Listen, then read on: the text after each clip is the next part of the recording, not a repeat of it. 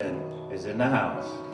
Exceedingly, abundantly, above all you could ask or think, according to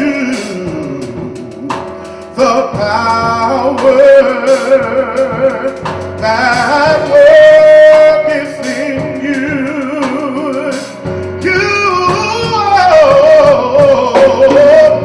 God is able to do just what He said He would do. He's going to fulfill every promise to you. Don't give up on God, 'cause He won't give up on you. He's able. Oh, yes, He is. God is able to do just what He said He would do. He's going to fulfill every promise to you. Don't give up on God, 'cause He won't give up on you. He's able. Oh, yes, He is. I know He's able. Yes, He is. Oh, yes, He is. Oh,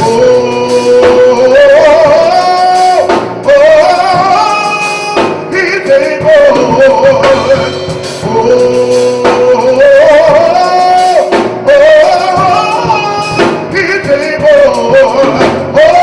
He's able. He's able. He's able. Yes, He is. He's able to do exceedingly and abundantly above all we can ask or think. God is. He's able. Yes, He is. He's able. Don't give up on God, 'cause He won't give up on you.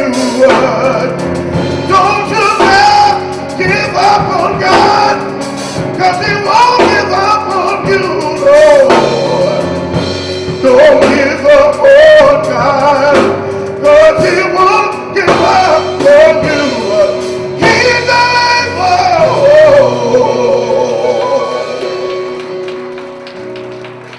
That is our musical director, Minister Tyrone Richardson, accompanied by Chris Garland. Right now, brothers and sisters, Sandra Mitchell, chairperson of the Disability Committee, will come and bring you some information about what is going on with her committee.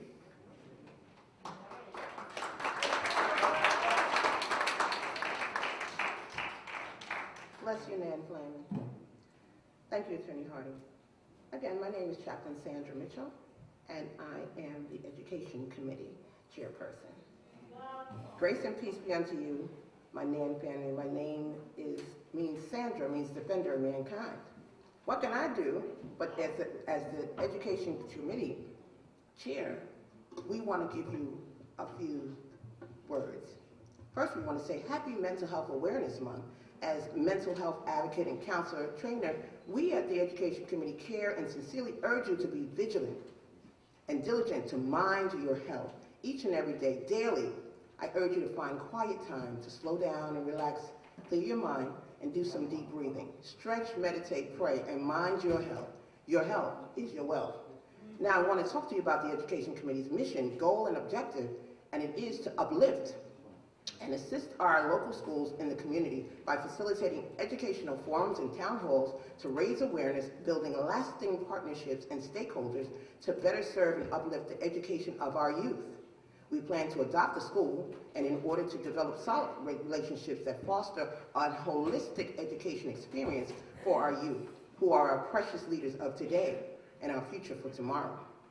Since COVID-19, the Educational Committee has used the shelter-in-place time very wisely.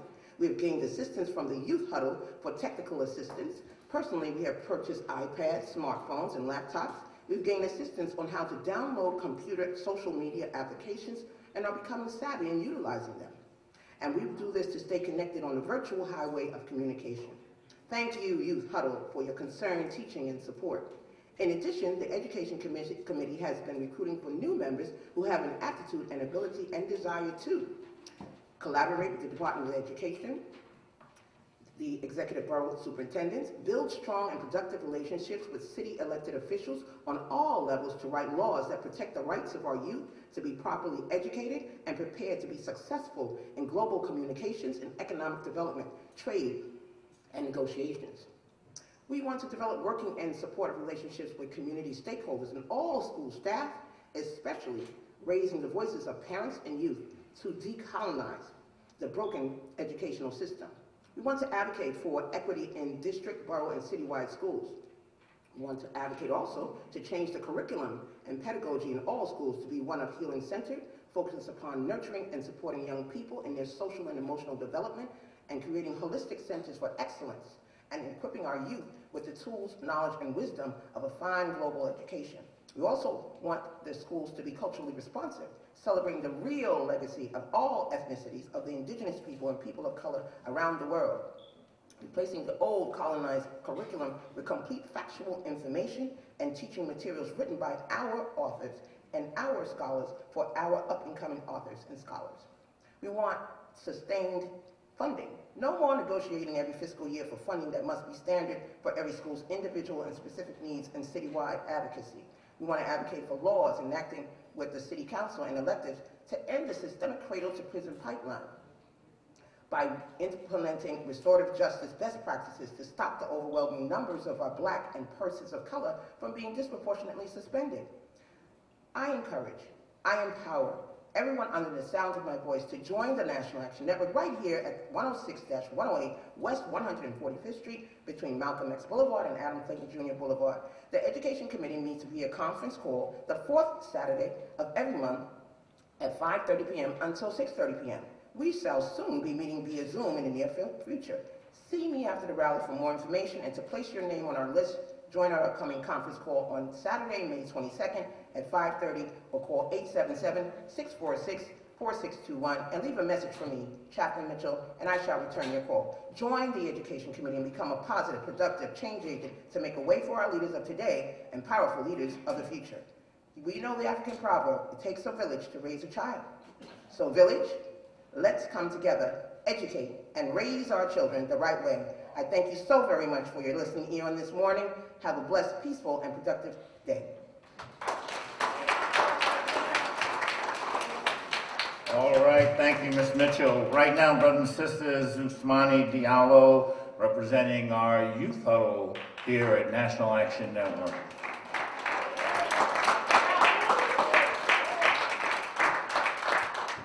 Good morning, National Action Network. I said, good morning, National Action Network. My name is Usman Diallo. I'm a political science major at SUNY Albany and a proud representative of NAN Youth Huddle. Today I've been brought upon here and been tasked and asked to shine light and speak about the issues facing the Black youth. And when writing this speech, I was also doing my finals for school. So my mind would switch back and forth to really think about the issues that are specifically affecting me as a Black youth. And I know every Monday we come here at the House of Justice at 6 o'clock and huddle up and speak about civic engagement and issues facing the Black community and specifically the Black youth. But for some reason I was stuck. I wasn't stuck because I didn't know the issues facing the Black youth. I wasn't stuck because I was nervous. I was stuck because there is a multitude of issues that we as Black children face, which includes gun violence, gun activity, a poor and underfunded educational system, student loan debt, mass incarceration, over-policing, and much more. But the issue I believe that if eradicated would be pivotal in helping us solve these problems and uproot the oppressive systems that plague our world is the active suppression of the youth's voice. After the Youth Day at convention with leaders like myself, Chiose, who's running for city council in Brooklyn, Nia White, who's a part of Freedom March, Larry, who's always on the front line doing the work, and also a part of Strategy for Black Lives. Felipe Dosa, aka Chief, who's the lead representative of Huddle, with direction under leaders like Ashley and Dominique Sharpton, who are molding and shaping the minds of the young generation. I learned that we are tired of being told to wait our time. We are tired of waiting for that baton to be passed on to us. We are tired of being told we are the future, because as we know, we are the now. So don't get in the way of the young people, and when they step up to the plate, embrace them with love and care, and do not get in their way. When we often talk about representation, we speak about the representation of race, the representation of gender, the representation of a lifestyle. But what we forget about is the representation of age. Because if young people are in these rooms and have the power to influence legislation, when the decisions that affect our lives are made, we as youth are able then to provide a new perspective and can help gear the legislation towards solutions that specifically fit our situation and needs. I hear things like young people are not organized. Young people do not know what they're doing. And then I think of civil rights icons like Reverend Sharpton, who led his first sermon at the age of 4. John Lewis, who led his first sermon at 15 years old, after hearing Dr. Martin Luther King, who was also a young leader. Then going on to lead SNCC, the Student Nonviolent Coordinating Committee, at the age of 21, to ultimately being known as the champion of voting rights. And now after his death, and even before, we have seen the GOP actively trying to suppress our voice by suppressing our vote. So that is why we are urging our representatives to pass HR 1 and SR 1, so that it will not have our voting laws backslide to the days of Jim Crow, so that it would ensure our democracy works for everyone. And here at National Action Network, we speak about the problems, find solutions, and put action behind it. That is why on the John Lewis Day of Action, spearheaded by our very own field director, Derek Perkinson, we could see the youth throughout the march. Youth leaders like Sister Ocean, Brother Lamine, and Vardo, and all of the Huddle's leadership leading the march, who was making good and necessary trouble in the spirit of John Lewis. And in that same spirit, in this month of May, we know that it is Mental Health Awareness Month, it is Muslims History Month, and Foster Care Awareness Month. So it would be a disservice if I fail to talk about this. We all know and believe that injustice anywhere is a threat to justice everywhere. And we also know that God is on the side of the oppressed, not the oppressor. So the oppression and the mass killing of Palestinians on Palestinian land by the Israeli government, which is being funded by our own government, is distasteful.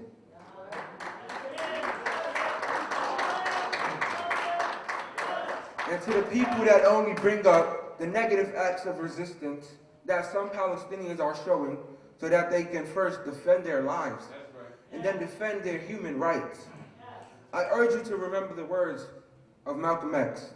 If you aren't careful, the newspapers, the media, will have you hating on the people who are being oppressed and loving the oppressor. Next on the agenda is the issue of foster care. The system has totally and terribly failed the children, because less than 12% will ever go on to earn their college degree. 50% of the kids that exit foster care will end up using a substance to help them function and in order to help them. And in order to combat this, Larry, a frontline activist, and a person who was personally affected by this system, has created a 16-point plan, which, first of all, let's give Larry a round of applause, please.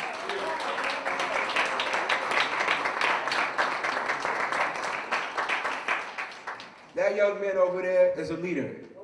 That young man over there is the leader of this generation for the future and for now.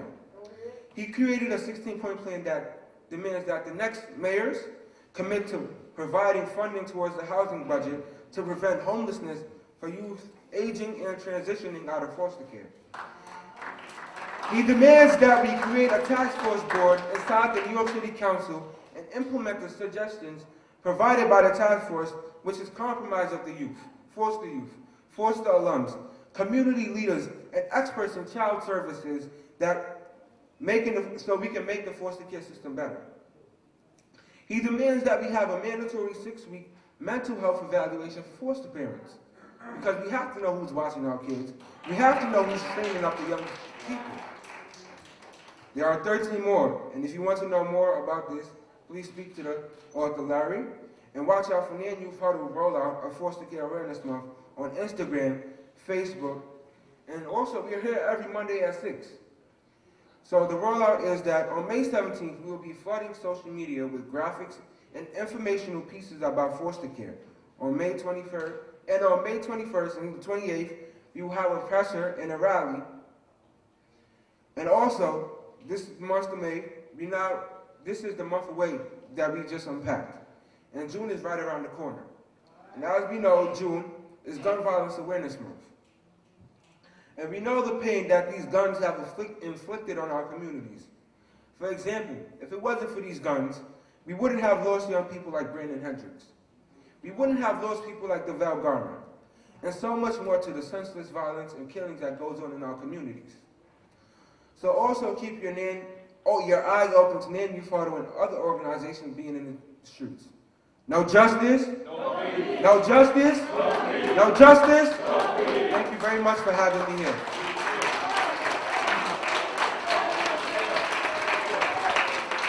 All right, Derek Perkinson, Field Director, is going to come and give you some information about the voting forum. Good morning, National Action Network.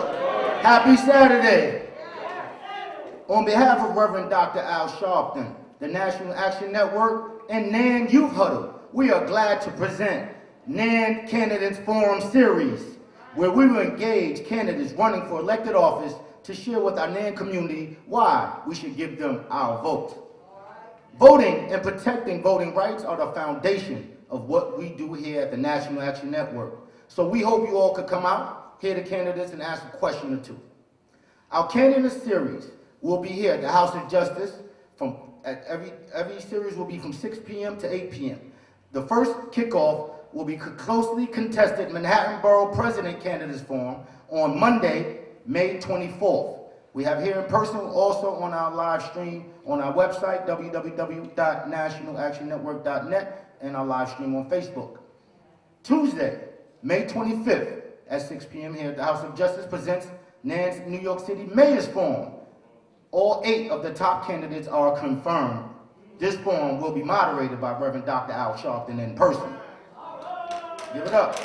Wednesday, May 26th at 6 p.m. at the House of Justice, we will have our NAN Brooklyn Borough President's Candidate Forum. Brooklyn members, please come out.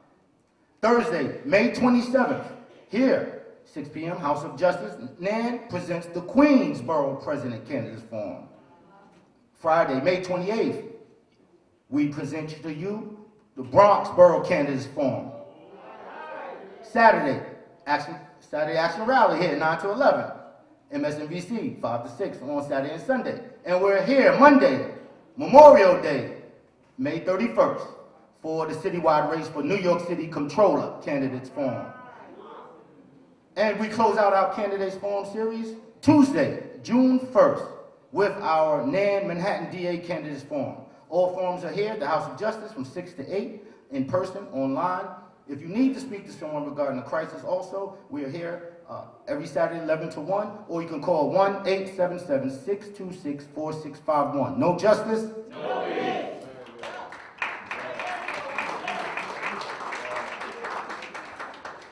Nia Truax is the president of the Washington, D.C. chapter. She is here in New York today, and she's going to come and say hello to you.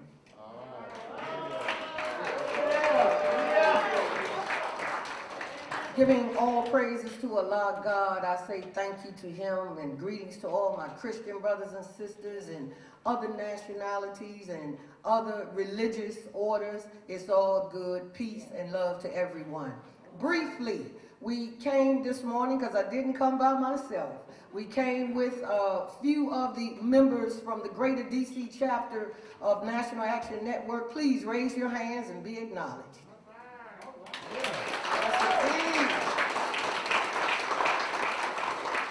Here is an update for the New York chapter and the Impact Television community and anyone hearing our voice. But before we do that, I have to say good morning. Thank you to the Honorable Reverend Dr. Al Sharpton for the National Action Network.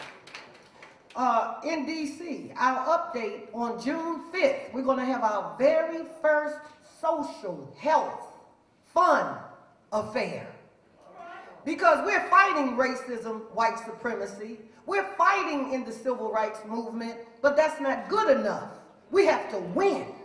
We have to defeat what we are fighting for. You're not fighting just to be fighting. So we have to look at the social community, look at ourselves individually. Are you healthy? Are you drinking enough water? Are you tired, depressed? Are you apathetic? Do you not care? Are you sick? How can we defeat the enemy of racism, white supremacy in a condition like that? We have to really go into ourselves internally and understand the moment, the life that has been given to us in this day and time. We are here, you are listening because you are part of the civil rights movement. But we don't want to be like a dog chasing his tail and not ever catching up. We have to defeat and destroy racism, white supremacy, so that we can replace it with God's justice. Because the two principles can't survive and exist at the same time. You're either going to be under the present system we're under now, the wickedness of and the horror of racism, white supremacy, or we're going to work hard behind great leadership like the Honorable Reverend Dr. Al Sharpton, who has proven over and over and over and over and time again, he is a leader, but he needs good followers. And good followers have to look into themselves. A lot of people don't like to follow. Everybody wants to be the leader. Are you sure about that? Do you know the price of leadership? Do you know the knowledge of the sacrifice for God to lift you up and bestow upon you leadership to lead? We know that the Honorable Reverend Al Sharpton is following the work and committing and continuing the work of the late, great Dr. Martin Luther King Jr. Is that right? That's what NAN is all about. They thought April 4th, 1968, that the civil rights movement was over. They thought because of the horrible assassination that it was over. But God always has another plan. And he has a plan in a man that is among us today. I bet you he could use some good followers. People that know how to follow instructions, rather follow directions, and take instructions. Follow directions and take instructions. Let it be simple. Don't come with these nasty, horrible attitudes. We're in a movement. We're in a fight for God's justice. And to be qualified for us to get to the goal line, each individual, you want to be healthy mentally, spiritually, morally, physically. We got to be healthy. And God will continue to move us forward. Let us stop all of this backbiting, gossiping, and all that negative stuff, because it holds us up. And God is not going to move us forward if we continue to behave and you think you're doing it secretly, but no, you're not. Because you can hide from me, but we can't hide from him. We have a serious fight on our hand. And the triumph, we can win. But we got to have the right attitude. So it's an individual. Every individual has to do the same thing. First we pray and get up from that prayer and find out what you can do. Whether it's large, medium, small, little, it doesn't matter. Do something to move the goal line forward so that maybe by next year we'll be talking about something else in our victory. It is possible. We can do it, and we should do it. We have the right leader, the Honorable Reverend Dr. Al Sharpton. Thank you, brothers and sisters. And may Allah God bless you with the light of his thank you, Dominique, for allowing me to say these few words. Peace. All righty. Right now, brothers and sisters, Pastor Sean Mason is from the Freedom Church in Brooklyn, the great Republic of Brooklyn, and he is with us this morning. Let's give him a wonderful welcome. Good morning, brothers and sisters. Good morning. It is my honor and privilege to be here with you all today. And I want to celebrate the Reverend Al Sharpton for his impact on all of our lives. And to all of you, my brothers and sisters in the struggle. My sister, you already gave the inspirational message. And I'm going to give my little Sunday school speech and sit on down. John chapter 5. John chapter 5, beginning. And to the awesome brother, the young man from SUNY Albany. Can we give him a hand? I'm SUNY Albany, class of 2007. Here's connection. You know. John chapter 5, verse number 5. One man was there who had been an invalid for 38 years. When Jesus saw him lying there and knew that he had already been there a long time, he said to him, "Do you want to be healed?" The sick man answered him, "Sir, I have no one to put me into the pool when the water is stirred up. And while I am going, another one steps down before me." Jesus said to him, "Get up, take up your bed, and walk." And at once the man was healed and took up his bed and walked. Once again, Jesus knew he was there a long time. I want to briefly talk to you from the subject, I'm reclaiming my time. I'm reclaiming my time. The phrase reclaiming my time became famous by Congresswoman Maxine Waters. You all know Auntie Maxine. Who after questioning a cabinet member, realized that his response was insincere, it was flattery, and it was pointless banter. It was all for the purpose of wasting her allotted time.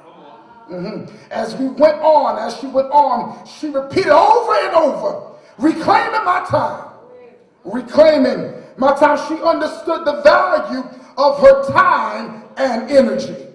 Time is a precious commodity, and that should not be wasted. 365 days in a regular year, 8,760 hours, 525,600 minutes, 31,536,000 seconds. Time is of the essence. And our story today is centered around a man who had to reclaim his time. Our gospel writer for today is John. John, I love him because he writes his gospel last.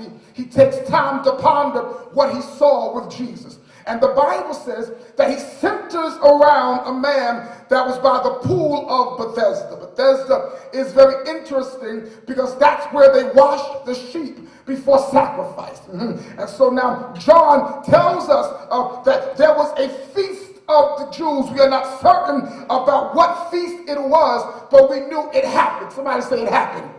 Can I park here for a second? A lot of us are trying to figure out when it happened, but we need to celebrate what happened. We're trying to figure out how we're going to make our ends meet, how we're going to pay these bills, how are we going to move forward. But somebody needs to celebrate the fact that it's going to happen. It's going to happen. And the Bible says that they are there by the sheep market. And the Bible says that John lays out tremendous imagery. King James says there was a bunch of impotent folk. Impotent is another word for powerless. Somebody say powerless. And I need somebody to holler, I'm not powerless. I'm not powerless. Then he goes on to describe them, and he says they were blind, halt, and withered. Number one, blind symbolizes people who have no vision. It is a sad thing to have sight but have no vision for better. It is a sad thing to have sight but have no vision for your future. Then he describes a second group, and the second group is halt, that deals with a lack of progression. People who seem like they cannot move forward. But I need somebody to just decree and declare, I'm moving forward today. Then he says there was a withered group. The withered group deals with the group who could not get a grip on life. And somebody celebrate the fact that I got my grip back. And so they're waiting there for the moving of the water. They all had a commonality. They all had an issue, and they all were waiting for something to happen. But what I love about this particular movement is that it's named the National Action Network. And you cannot be in action and stay still forever. They were waiting for something to happen. People are waiting for change to happen, waiting for progression to happen, waiting for equity to happen. But in order to see something happen, you got to make something happen. So they were waiting for the moving of the water, and I'm almost finished. And the Bible centers around a certain man which had an infirmity. Infirmity. Now, traditionally, they would tell us he was lame on his feet, but the Bible does not say that. You got to be careful not to misdiagnose people. You got to be careful to not take on the labels of people, because when you let people define you, you give them the power to confine you. And that was a good Facebook status, you just missed it. When you let them define you, you give them the power to confine you. But the Bible says he was a man with an infirmity. He sat there for 38 years. Life expectancy of an adult was about the mid-40s, so he had to be waiting a long time. Anybody in here been waiting for something a long time?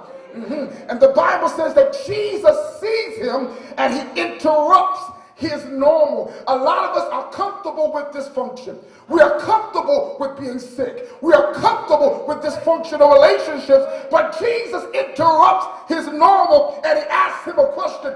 Do you want to be healed? A lot of us are so comfortable with what we become accustomed to. But your question today, brothers and sisters, do you want to be healed? King James put it this way. Wilt thou be made whole? In other words, your healing is your choice. I just said something there. Your healing is your choice. The man responds, sir, I have no man. I have no man. This was a women's conference or singles conference. I need somebody to say, you don't need a man for this.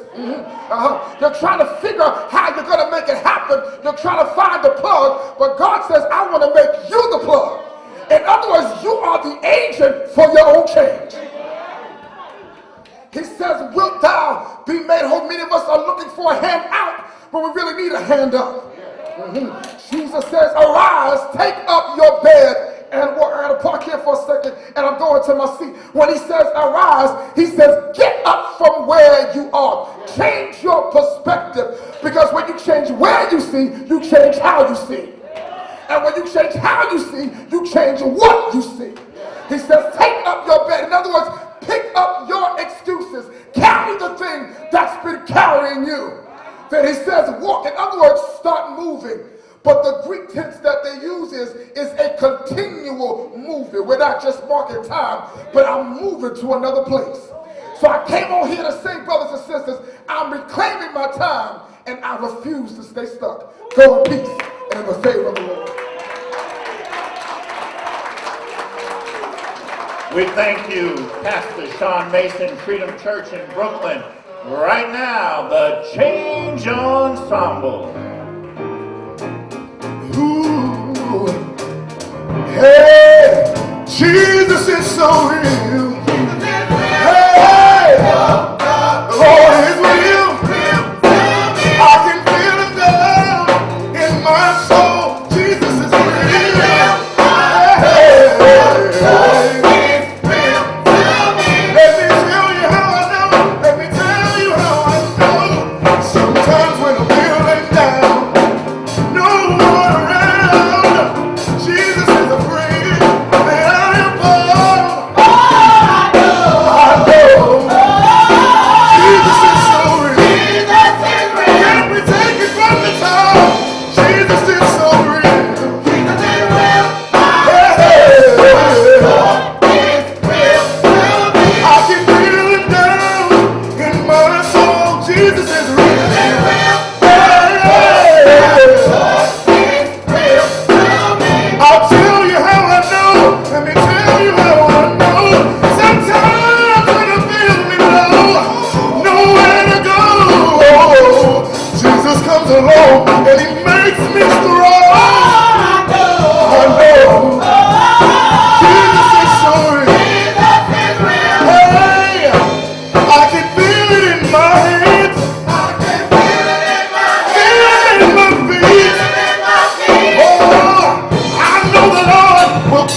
care of me.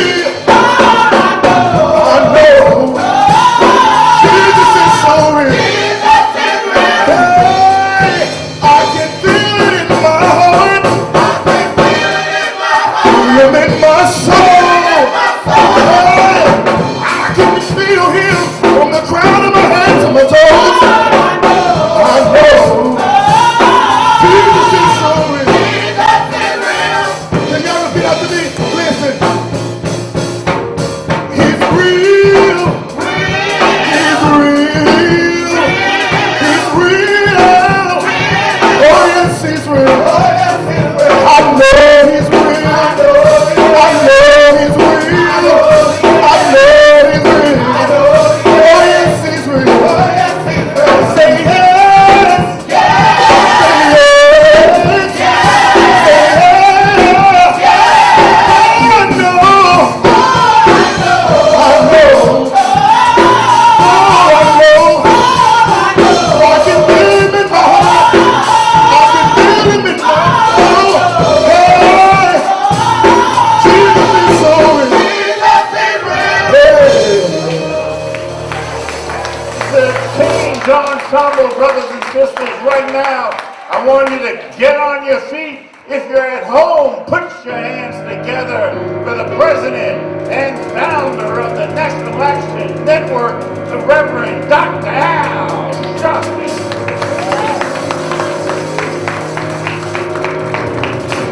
No justice, no peace. No justice, no peace. No justice, no peace. No justice, no peace. No justice, no peace. What do we want? Justice. What do we want? Justice. What do we want? Justice. When do we want it? Now. When do we want it? Now. When do we want it? Now. When do we want it? Now. Fist bump the person next to you. Tell them you love them. Never give up and never give in. No change will come. Keep faith out the day. Struggles and trials won't last always. With God on our side, nothing but pride.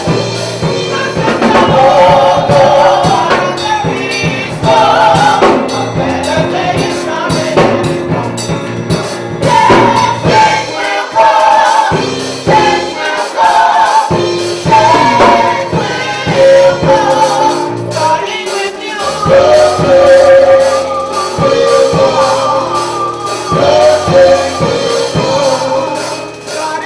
you.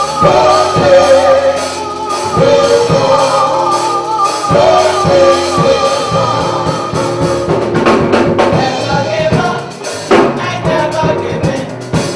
Change will come. Keep faith down within. Troubles and trials won't last always. With God on our side, nothing but pride. Nothing strong, another reach strong. A better day is coming. Yes, change will come. Change will come. Change will come. Your change will come. Your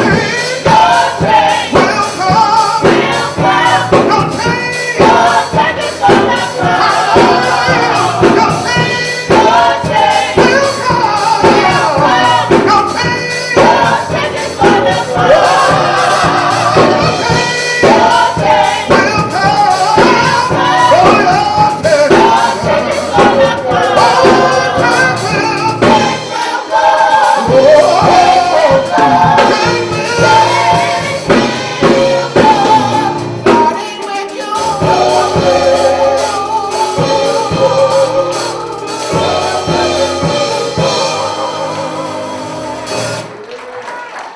National Action Network Change Ensemble. Give them a big hand. Give them a big hand.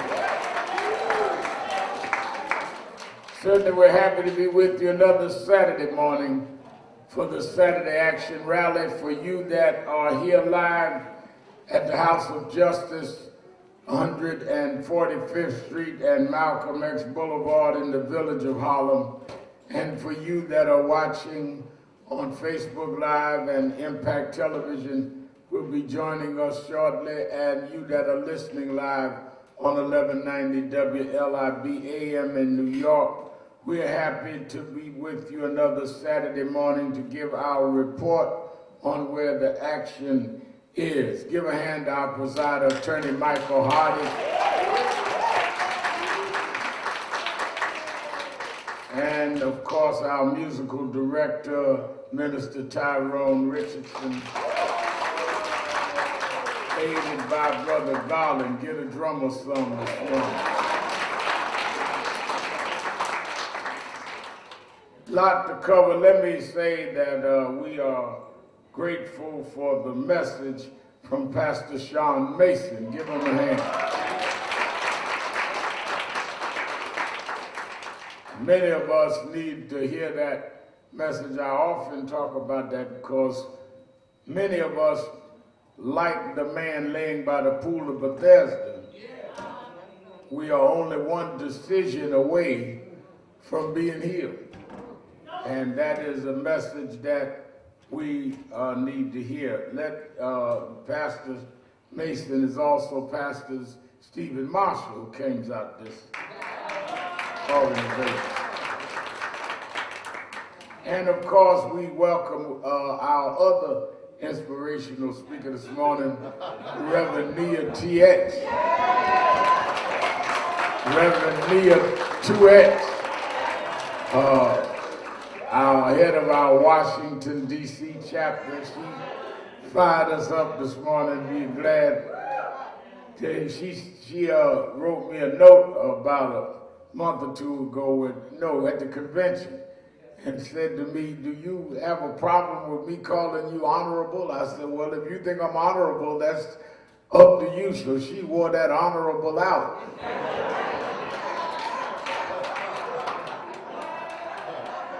So when we have our greetings at the end of the rally today, I want y'all to come and fist bump me and tell me I'm the honorable Reverend Al Sharpton. Because Nia 2X told me so.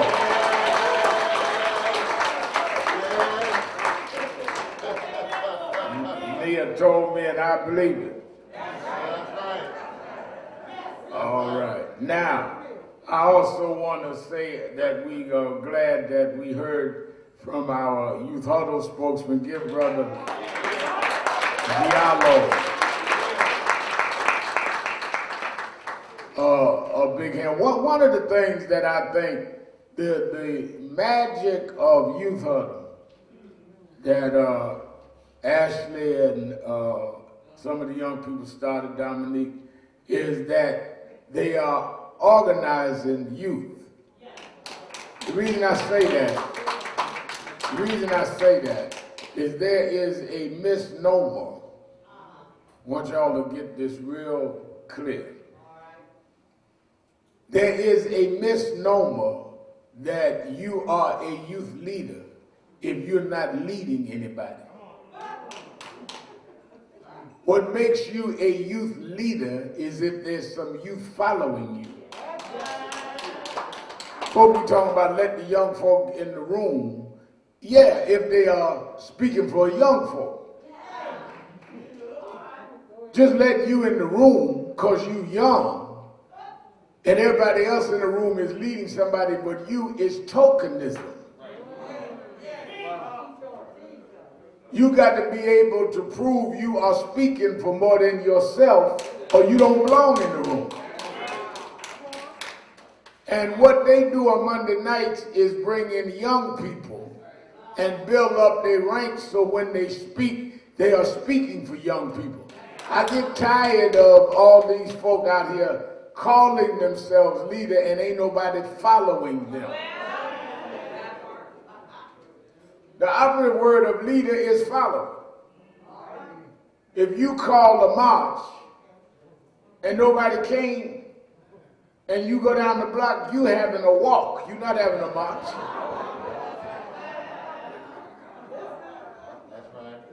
Some of y'all are walkers and not marchers. Some of y'all are youth and not youth leaders. Just like some of you old folks talking about, well, I speak for the grassroots. just cause you in the grassroots don't mean you speak for the grassroots. Some of y'all speaking for the grass weeds.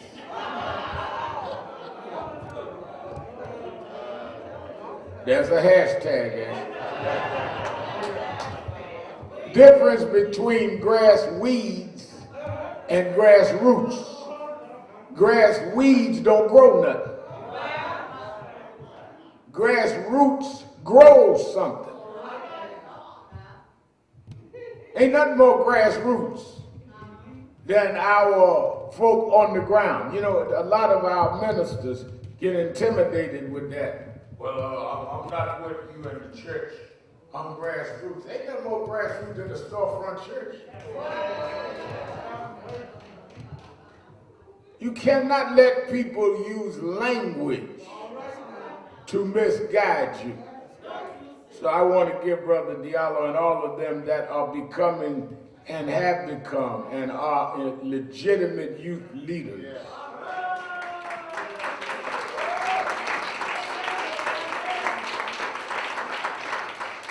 And build up their ranks by building up the youth department and youth huddle, so you're speaking for more than yourself.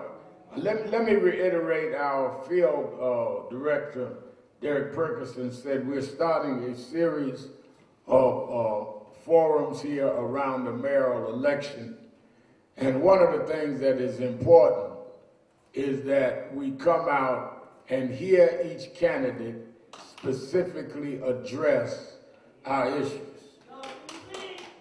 I'm going to moderate the mayoral forum on the 25th. The 25th is the first year anniversary of the death of George Floyd.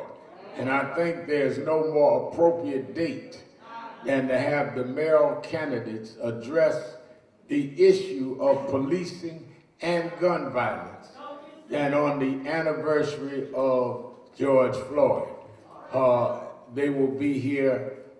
He has given you the other dates, and you should be here to hear from the candidates. I watched a little of the New York 1 debate the other night, and it is interesting to me that a lot of us are picking candidates based on who we like or who's attractive, rather than who addresses our issues and has the management skills to run the city. Let me tell you something, the difference between somebody that know how to talk and somebody that know how to make the trains run. Just because somebody got a good sound bite don't mean they know what they're doing. I remember when I was a kid, my mother, who grew up and born and raised in Alabama, my mother was an excellent cook, but my mother didn't sing well. And she could beat anybody in the kitchen, but she didn't sing well. Well, when I was a teenager in Washington, I dated a girl that could sing well, but couldn't cook.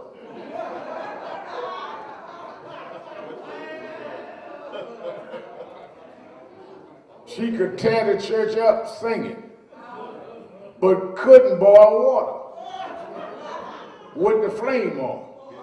So you got to know what it is you can do.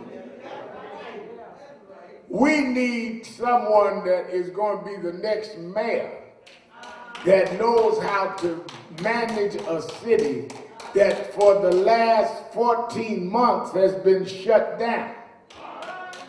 That's your first problem. Let me remind you, glad to have Lloyd Williams with us, head of the Harlem Chamber of Commerce. Let me remind you, when they're talking about the city reopening, we have lost a large percentage of our small businesses in the city.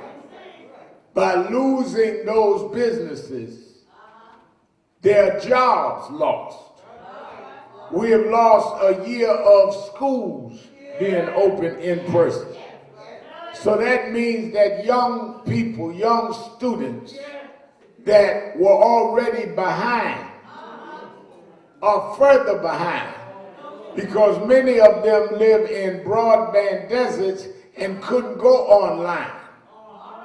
All of this is going to lead to needing a mayor that can fill the gap in education, in jobs, in business, and attract those large businesses down on Wall Street to stay in New York. Other than that, you're going to have a continued disaster here. And you have somebody make a good speech amongst a disastrous city. So I want y'all to be real clear on that. One of the things that last Saturday in fact, young man went in Times Square shooting at his brother, shot 3 people. Not only was it ignorant and violent, he was even a good shooter. Let's welcome our Impact TV family tuning in. And the irony to me of that, when I heard about it, I had gotten off my MSNBC show and I saw the news flash. The irony of that is that we had here last Saturday morning the mother and father of the young baby, 1 year old, who was killed by gunfire. Which means that as we deal with the question of policing, we're also going to have to deal with the issue of gunfire. Our community must have a mayor and those in authority, Lord Williams, that can deal with the cops and the robbers. Because we are under threat by both. So when you got random gun violence in Brooklyn that would kill a 1-year-old boy, Rev. Mason, we need to deal with that just like we deal with the police that are wrong. People talk about, well, Rev, you got to understand that the violence comes from what in our community, all of the lack of this, the lack of that. Well, I understand all that. And I understand the lack of this and the lack of that. But the lack of all of that don't make you shoot somebody who lacks just like you. We need to quit making excuses.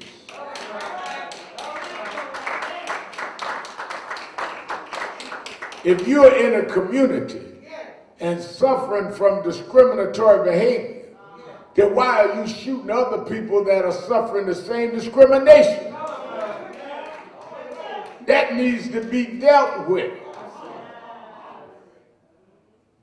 People be sitting up, I be arguing with some of the folk TV stations where we need to deal with, well, we're going to defund the police. All right, then what are we going to do with the funds? Well, we're going to increase putting money into mental health and putting money into housing. Good. Who appoints the head of mental health? The mayor. Who appoints the head of housing? The mayor. Who appoints the police commissioner? The mayor. So what are you changing if the same person that appointed what you don't like over here is going to appoint what you like over here? You don't elect the head of housing. You don't elect the head of mental health. So research what you're talking about before you start talking like you got good sense. But we've got to get out of this era of hashtag activism, where we say what sounds right. Hashtag. Somebody just jump up and say something, and we just go with it. Boom, boom is the zoom, zoom. Hashtag. And you run around all week, boom, boom is the zoom, zoom. Well, what it mean? Nothing. Nothing. You just saying something. That's why I want these forums, because I want to question them on what are y'all talking about.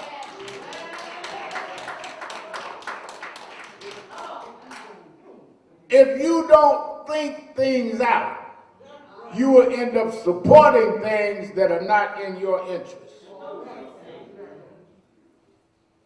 That's why as we are dealing with this whole George Floyd next weekend, as announced in Houston on Saturday and in Minneapolis on Sunday, we'll be commemorating the first year anniversary weekend. George Floyd's assassination, George Floyd's killing, his lynching by knee, brought to the world something that we've been fighting for decades, and that is policing that was excessive and illegal.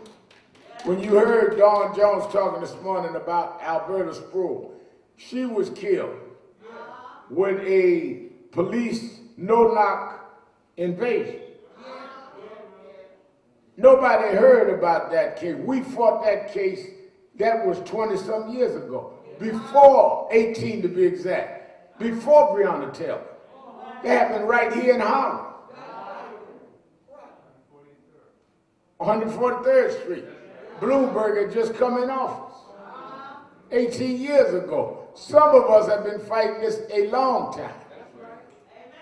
It was the issue of Floyd that brought it to the forefront. Now, why did George Floyd get that attention? Well, I don't know. There are many reasons. One is, I believe, it was during a pandemic. Everybody was locked down. There was no sports. So everybody had to watch the news, hoping the pandemic would break. And it was so vicious to see a man hold a man down 9 minutes and 39 seconds. And I think the thing that got to everybody more than anything is when he kept looking up at the people filming him. You know, you got to be real insensitive to do wrong. Folk telling you they videoing you and you looking at them like you could care less. It was the height of insensitivity, the length of time, and during the pandemic that brought it out. But 50 states people marched, whites and blacks. Some states more whites than blacks marched. But all of it must lead to legislation. Otherwise, the moment will not be a movement. That's why we have the George Floyd Justice and Policing Act that we're negotiating now. Now, we've said that there are some things that are non-negotiable. No-knock laws must stay in there. Qualified immunity must stay in there. We don't want a law just for a symbol, which is why as we rally next week on the first anniversary, we are saying to the Congress to pass that law. At the same time, we're dealing with the John Lewis Voting Rights Act, as well as Senate Bill number 1. I support Reverend Tommy Lewis and them in Alabama that are trying to deal with the Alabama law, H.R. 445. They have all these state laws where they're trying to change how you vote, what you can do, and what you cannot do. Can you imagine they're going to make it illegal to give water to folks standing on line to vote in Georgia? Folk got to stand 2 or 3 hours. You can't bring them water. They're changing where no more drop boxes. No more, you got to have certain ID to get an absentee ballot. In every election, you got to register again for an absentee ballot. All of these things to stop people from voting. Why are they trying to stop you from voting? Because when they saw the unusual turnout last year, they said we've got to cut the numbers down because we can't win if they vote like that. And then you got some of you super militants running around here talking about vote don't mean nothing. If it didn't mean nothing, they wouldn't be changing the laws everywhere.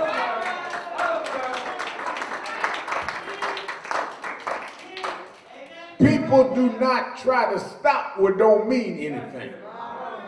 People do not spend money trying to fight things of no value. If somebody broke in your house, The only thing they're going to steal is something of value. They're going to take your jewelry. They're going to take something they can pawn. They ain't going to take your cleaning rag. I grew up in the hood. I ain't never heard nobody break into somebody's house and take the cleaning rag.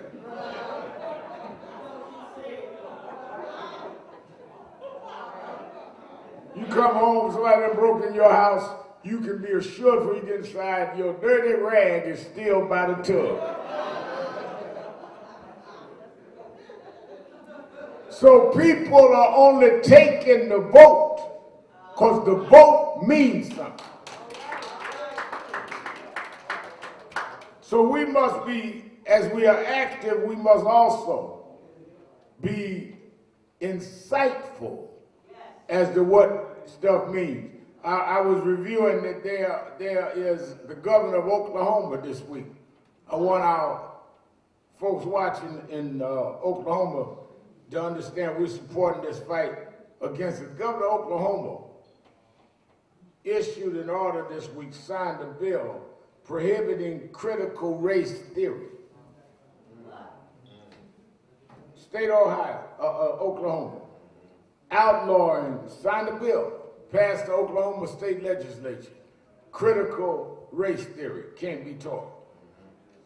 Critical race theory needs to be taught to educate blacks and whites about the racial history in this country. If you remove critical race theory, then you are not really educating people on the history of the country. What is the reason that blacks are doubly unemployed? What is the reason that we are number one in all of the health infirmities? What is the reason that we are 1/10 of wealth in terms of household ownership and all? All of that comes from a history of discrimination. But if young whites and young Latinos and young Asians are not taught the history, then they just think we are inferior.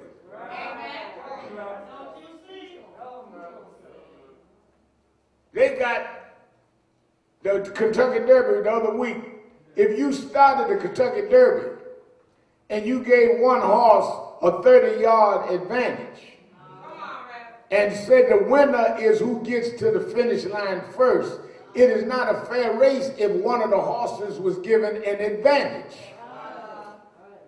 What has not been taught until critical race theory is the advantage others were given over us.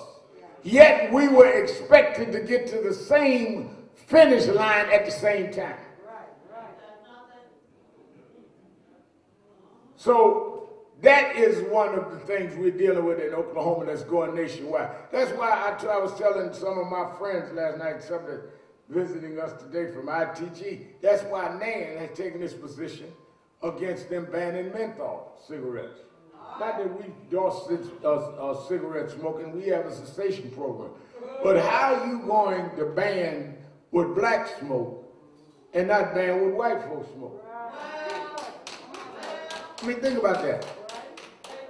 Cigarettes are so bad, we got to ban them because blacks are 85% menthol smokers. Okay, so does that mean 85% of whites smoke Marlboros or something else? Yeah, well, why ain't you banning that?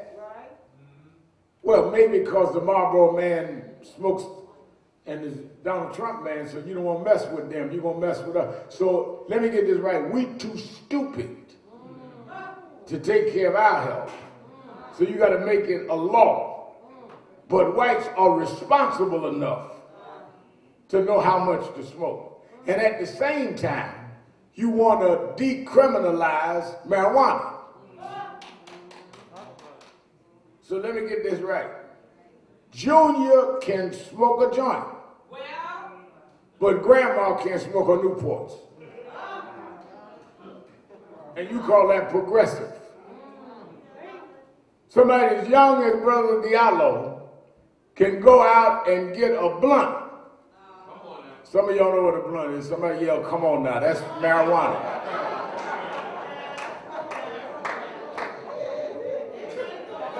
He must be waiting for the rally to be over.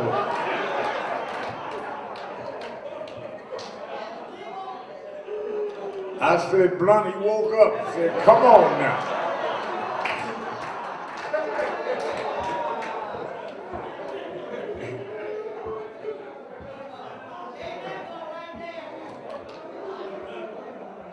We cannot just go for what looks right. That's why I've been on y'all about the N-word. They made a ruling in Virginia this year, about a month ago. There was a claim by a member of the Air Force, a retired U.S. Air Force officer. He was in a store, and one of the persons in the store used the N-word. He brought the guy up on, there's a law in Virginia called abusive language. He appealed that he be prosecuted on abusive language. And the court ruled that calling him or using the N-word was abusive. It went to the Court of Appeals, 4th Circuit, Attorney Hardy, and the Court of Appeals said using the N-word is not abusive language. So let me get this right. If you call anybody in the United States a name that is derogatory based on their race, their ethnicity, their sexual orientation or gender, it's abusive. But you call blacks the N-word, it's not abusive. Some of it coming from those of us in the entertainment world that say we use the word as a term of endearment.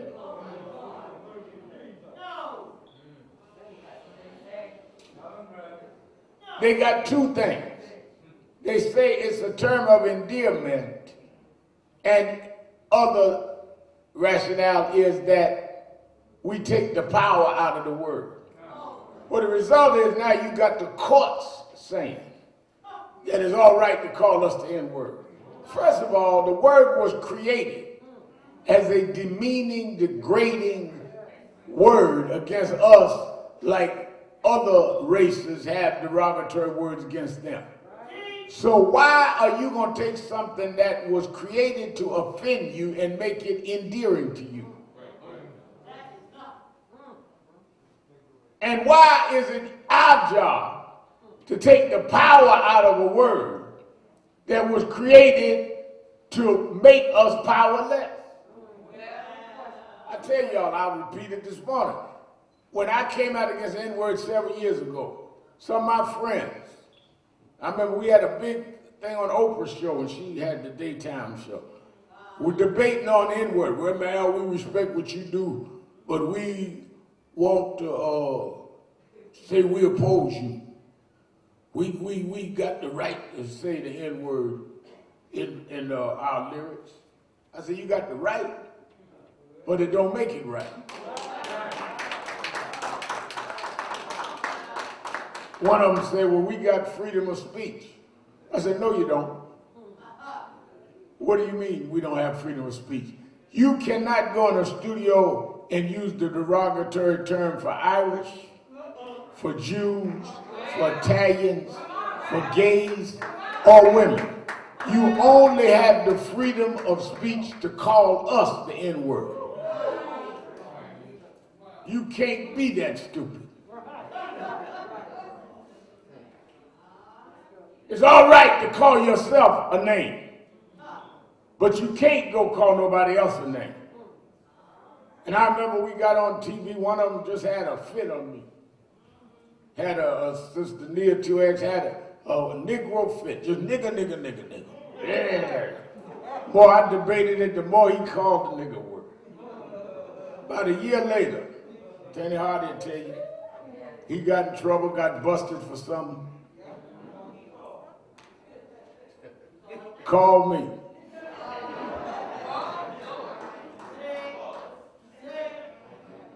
"Hey, Mal," I said, "Yeah." He said, "Man, I got a little issue." I said, "Yeah, I read about it in the paper." He said, "Yeah, I need your help." I said, "You need my help?" "Yeah, they violated my civil rights." I told them, "Niggas ain't got no civil rights."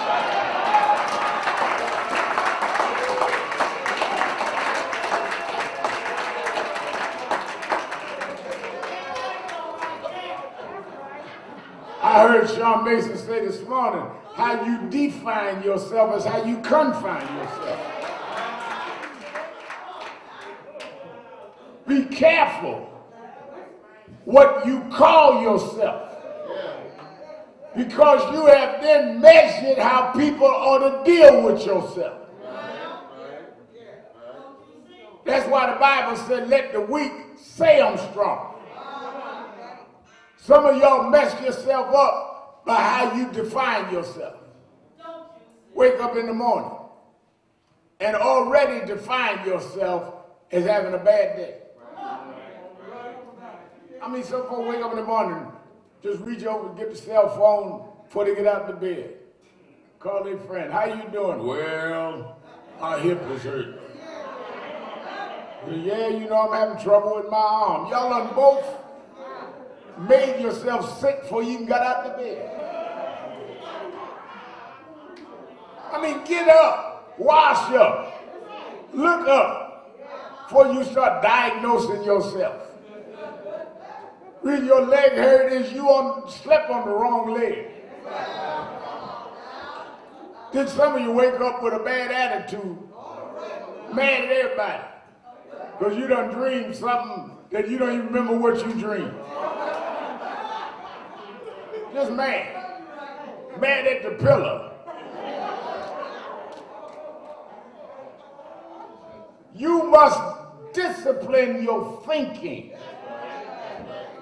so that you program yourself toward enhancing yourself and empowering yourself, and not just go along with moves. One of the signs of maturity is how you control your thinking. Babies go by what they feel. My little grandson, 2 years old, go by what he feels, but as he gets to be 12 or 22, he needs to program himself. And a lot of y'all are 60, still run around like you too. Go by how you feel, whatever just come up, come out. Most ignorant thing in the world, but I had to tell him something, you know, it just came up, so it come out. Like you ain't got enough brain to know what you don't need to say. I'm just kind of person, whatever come in me, I got to say it. And that's why ain't nobody with you now. Everything that you think don't need to come out your mouth. That's why God put your brain back here and your ears here, then your mouth is out front, which means you're supposed to think about it, listen, and then say it.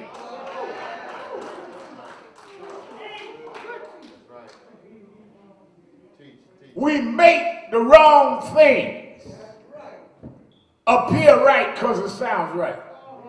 And that's why when I was watching this mayor's debate and when I hear them arguing in the Congress, I'm saying think. Can you imagine that this week they removed a woman from the third leadership position in the Republican Party in Congress because she refuses to go along with a lie. That's how far off we done got. Now mind you, now she's a conservative. She voted 90-some-odd% with Trump. They replaced her with a woman from upstate New York that only voted 78% of the time. But they had reduced the Republican Party to a cult, where either you worship at the throne of Trump or we're going to kick you out. There's something sick about that. This woman is Dick Cheney's daughter. You can't get more right-wing than Dick Cheney. But if she would not go with Trump, they dismiss her. That's why I keep telling you, we cannot get caught up in personality. We must be caught up in principles. Some of y'all join churches based on the personality of the preacher rather than whether the word he's preaching is solid. Well, I go to Reverend so-and-so's because I just like him. Well, he ain't saying nothing. Well, I just like how he say nothing.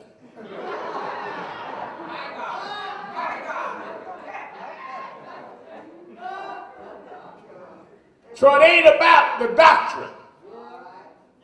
It's not about giving you the word. It's about the characteristics or the charisma. So you are not going for religion, you're going for entertainment. And that'll work until trouble comes. That'll work until you face something in your life that'll rattle you. That'll work until you face a crisis. Then you're going to need more than personality to bring you through. That's why if you read the scriptures, people become more when they are facing a crisis. They're going to need more than just some magic trick. The whole purpose of God giving the word through the scriptures is to teach us lessons in life. Otherwise, we just all make it up every generation. The lessons in the scripture are to be applied, not just recited. Some of us recite well, but don't internalize and learn it well. Faith is to be exercised, not to be quoted. I believe the Lord will make a way. I believe the Lord will take me through. Until you got something to get through. Then you panic and freak out. That is why I keep telling you every week, we need to change our minds. I do not believe, I fight. As I heard Neil 2X talking about, I fight against white supremacy. I fight against injustice because I do not believe God created me to be inferior to anybody. So not only is it illegal, it's a sin. God didn't make one side better than the other. And the reverse is true. I don't have to hate anybody because they hated me. I work with everybody. People ask me, why you fight against Asian hate? Because it's wrong. Why you fight for Latinos? Because it's wrong. Why you say you can't discriminate against gays and lesbians? Because it's wrong. Well, I'm not going to no bathroom with nobody transgender. What, just stand outside and hold yourself?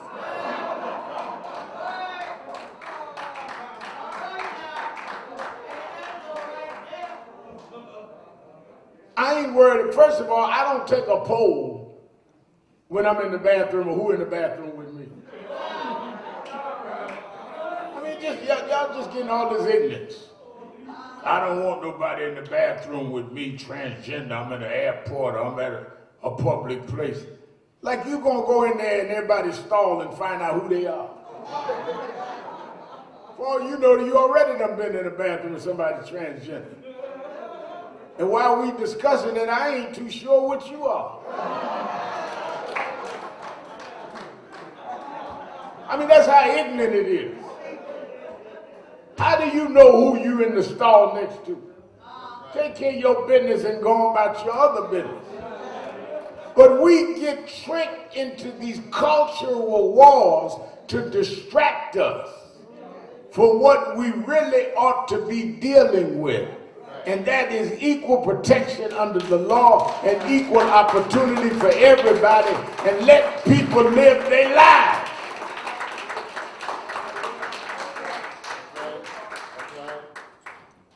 It is the distraction that Donald Trump benefited from. I'm going to build a wall. I'm going to do this. It's Asian flu. Anything to distract you. And when the real crisis came, and they came and told him, Mr. President, January of 2020, that this virus can become a pandemic, he would not tell the people the truth. As late as March, he was saying there was only a few people that'll go away, and admitted on tape that he was told better. But it didn't fit his political agenda. And that's why I'm saying to you this morning, we cannot be tricked in the middle of these races on what titillates our eardrums but don't make sense. We cannot let people seduce us by saying things that sound good but that are not good. We just went through that, 4 years of Trump. Sound good. He said the greatest president of all time, greatest guy of all time. And we all lost 588,000 people in a pandemic that many could have been avoided if we jumped on it ahead of time. And now, you tearing up the Republican Party because they will not co-sign a lie. Let me tell you something. There's some Trump in some of y'all. If you lose something, admit you lost and figure out how to win. Don't lie to yourself. Some of y'all are Trumpites in your own personal life. If you're overweight, don't be playing with the scale, trying to make it go down. Admit you overweight. I was in the gym in Minneapolis. The guy gonna turn the knob, like that means he was the weight that he turned the knob down to.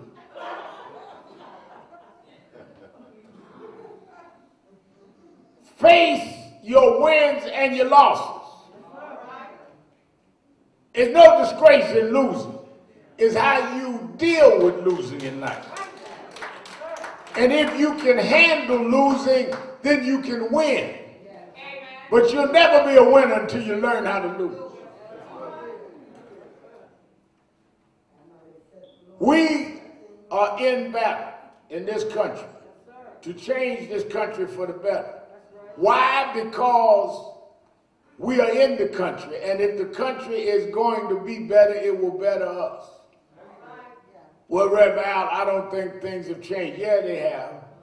And they changed because people paid a price, and we've got to keep the change going.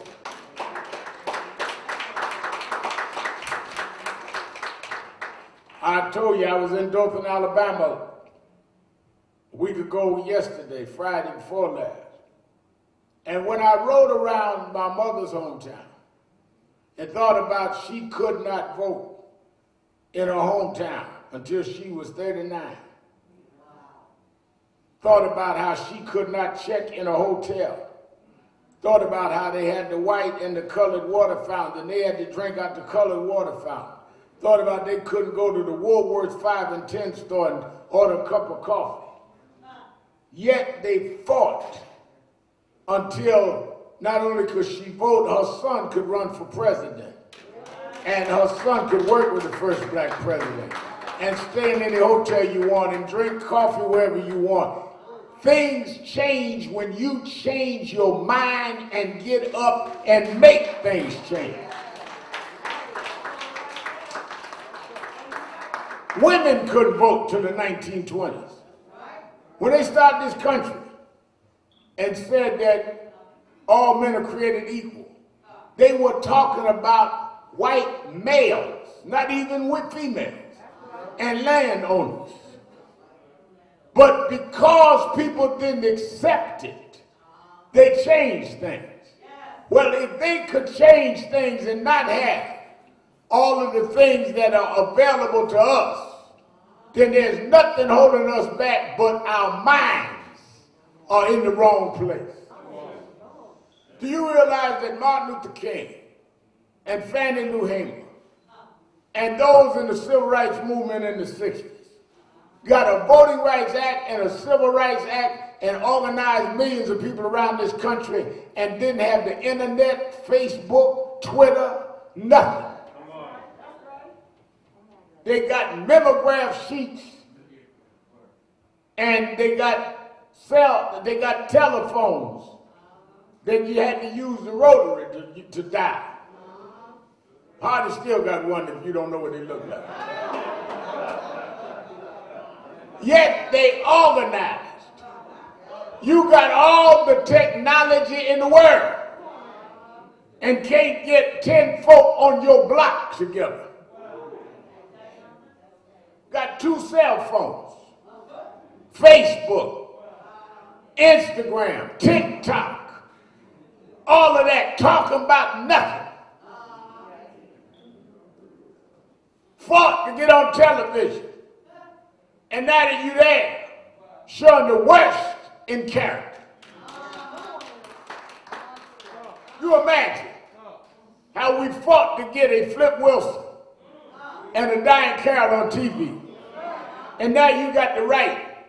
And you in there tearing each other's weaves out of the head talking about that's black culture.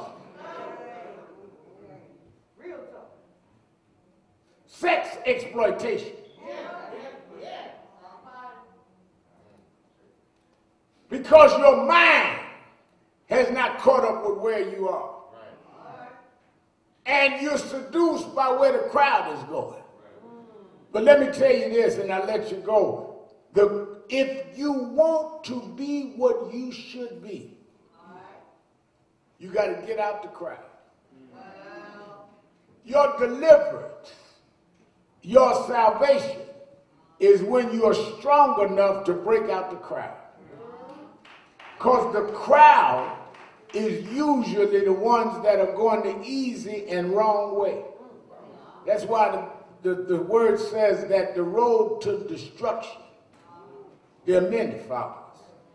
But the road to glory is a traveler every now and then. And the reason why most of us go with what we go with is because we are following what is popular in our crowd rather than what is really right in our hearts. Well, you know, Reverend, I'm looking for somebody called by God. God called everybody. Don't look at what God called me for. God called you to do something. You may not do what I do, but I can't do what you do. God did not make anybody by accident. Everybody is a decision God made.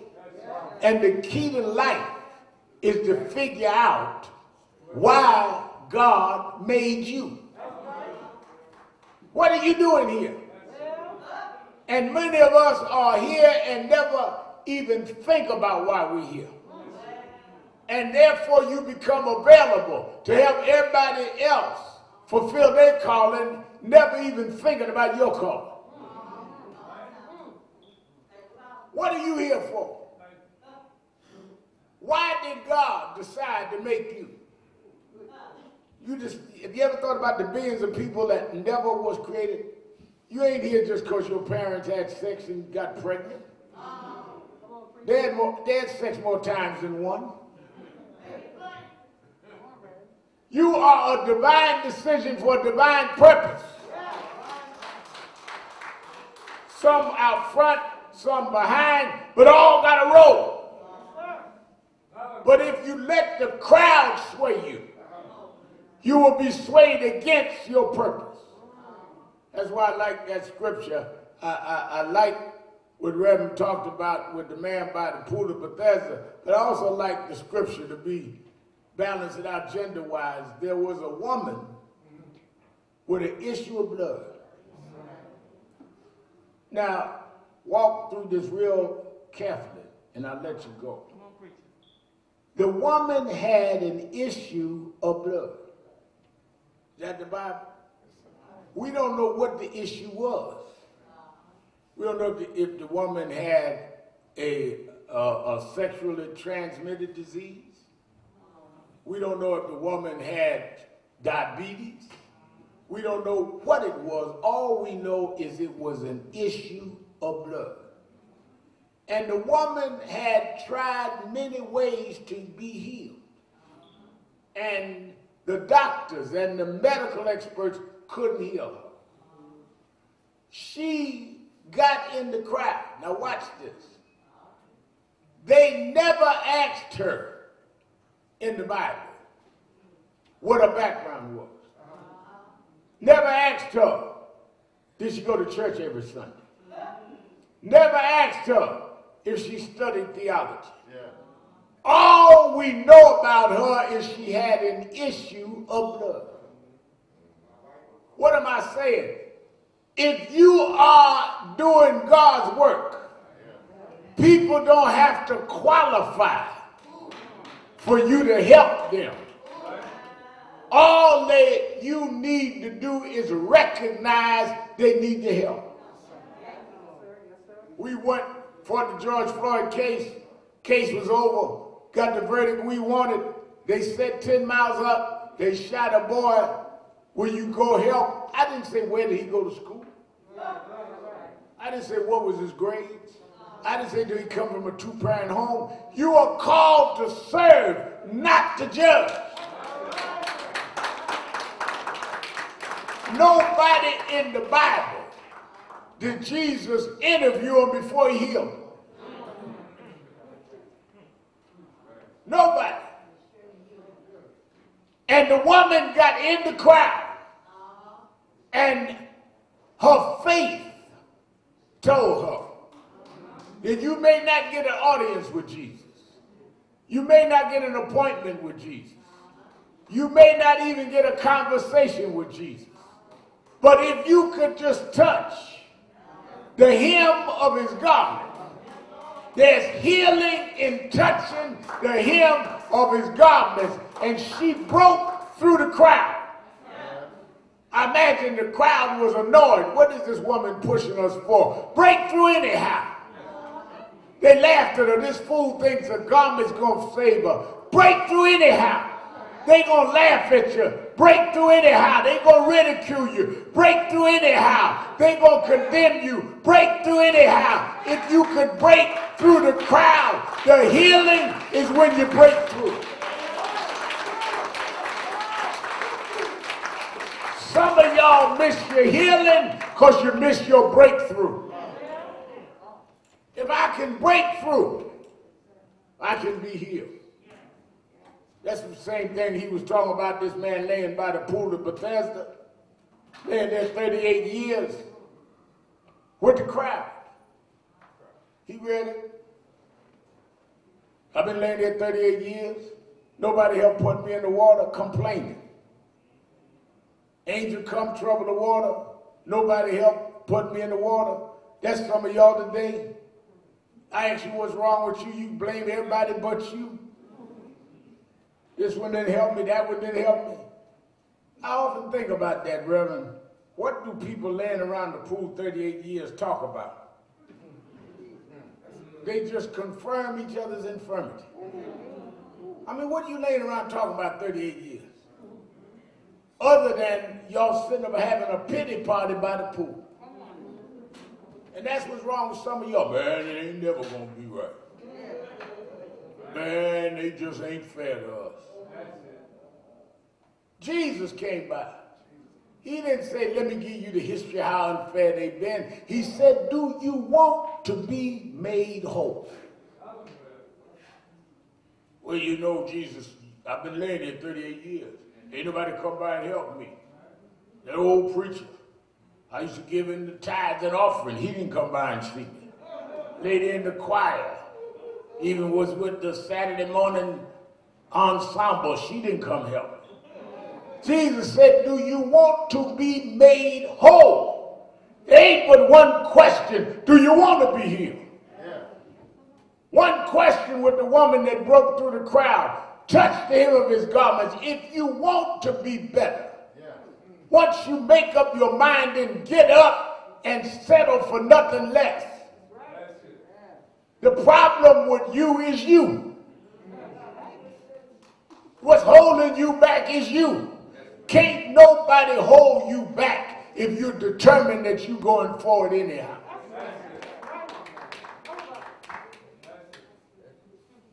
My mother, when my father left, raised me and my sister on welfare with food stamps. But she raised me as to be whatever I believed I could be. She used to do domestic work downtown. I used to walk her to the train every morning, hoping nobody snatched her pocketbook. She put a little cleaning rag in the pocketbook so my friends wouldn't know she was doing domestic work. I used to have to stand at the mailbox in the multi-dwelling building we lived in on the 1st and the 16th, because that's when the welfare checks come. And you want to be there to make sure nobody broke in the box and stole your check. Get the food stamps. Folk be telling me sad stories. I had food stamps too, Reverend. I said, what color? If people can't tell you the color food stamps they got, they fronting on you. But my mother would tell me, walk into the subway. Life is not about where you start. Life is about where you're going. And don't let nobody tell you, son, what you could be. God made you special. God made you to do something. You can be somebody. And I went further than anybody in my family. I went to Brooklyn College. And I remember I was studying sociology at Mason. And the sociology teacher said, we're going to start studying the disadvantaged. People that come out of single-parent home, people that come out welfare and food stamps and live in subsidized housing. I said, he talking about me. Because I never thought I was disadvantaged because I wasn't raised to think I was disadvantaged. As you think, so are you. Quit teaching yourself. Quit teaching your children they are less than. Teach, I am not responsible for where I start, but I'm going to be responsible for where I finish. I may not be responsible for being down, but I'm going to get up. And if I don't have the strength to get up, I'm going to roll over and look up till I can get enough strength to get up. But I'm not going to lay here any longer. There is a God that told me if I break through the crowd, if I can just touch the hem of his garments, he'll make a way out of no way. As long as there's a God, there's a way for me to break through. I'm on my way now. I don't care what the Democrats or Republicans say. I'm going for my breakthrough. It's breakthrough time. It's breakthrough time. Get up off your bed. It's breakthrough time. Stop thinking inferior. It's breakthrough time. Stop looking down and look up. It's breakthrough time. If you are ready and change your mind and change your heart, God will make a way. God will open doors. God will certify. How do I know? Because he's done it for me. Beings of heaven, as I go through these wilderness below,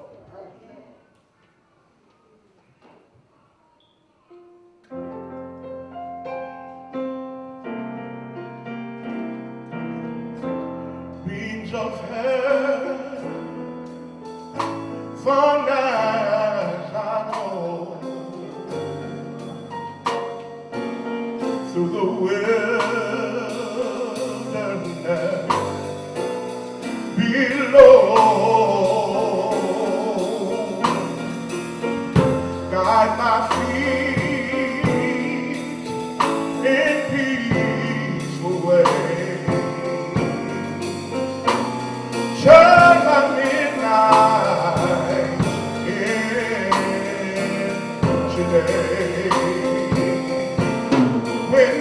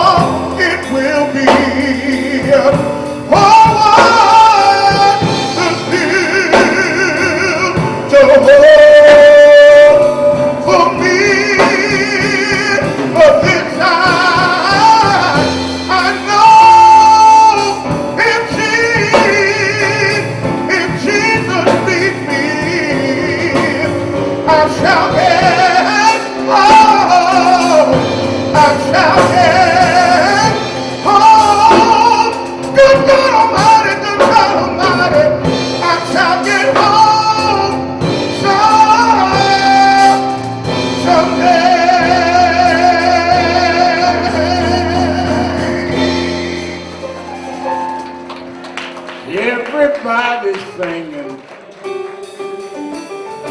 Everybody's singing. Everybody's singing.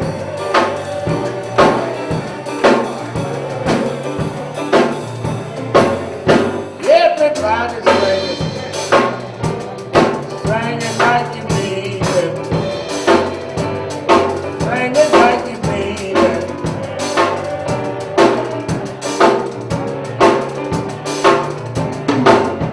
Everybody now. Everybody sing. Everybody singing.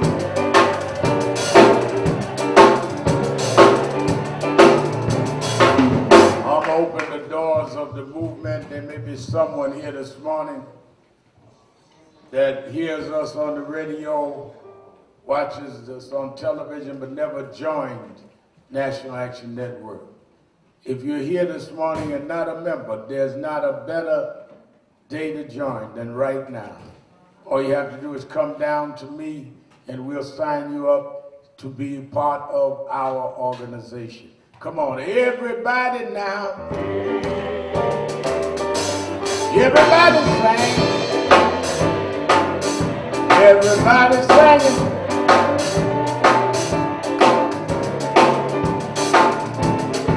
One more time, y'all. One more time, y'all. One more time, y'all.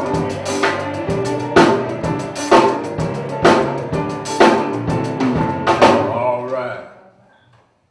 I'm going to raise our offering, and we're going to get out just about on time.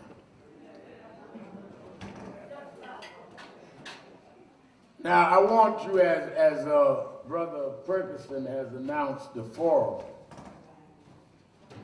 that you must be here on time or early to get a seat. Do not come late and talk about you are a member and expect folk gonna get out the way and give you a seat. Hello?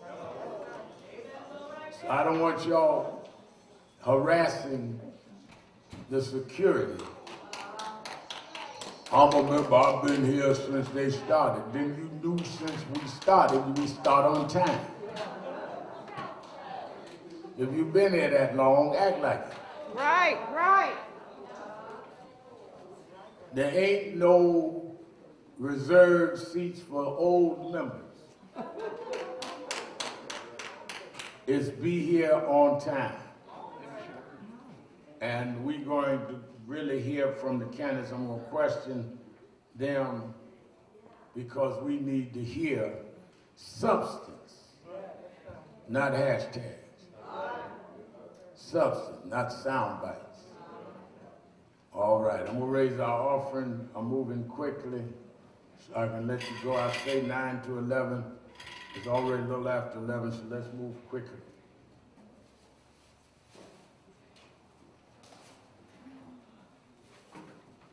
I need about 10 people, about 10, and give $100 or more to come quickly. Guardians, $100. Nan Welcome Committee, $100.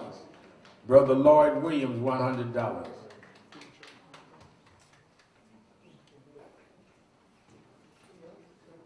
Winston Gilchrist, $100. Winston Gilchrist, $200. The Walters family, $100.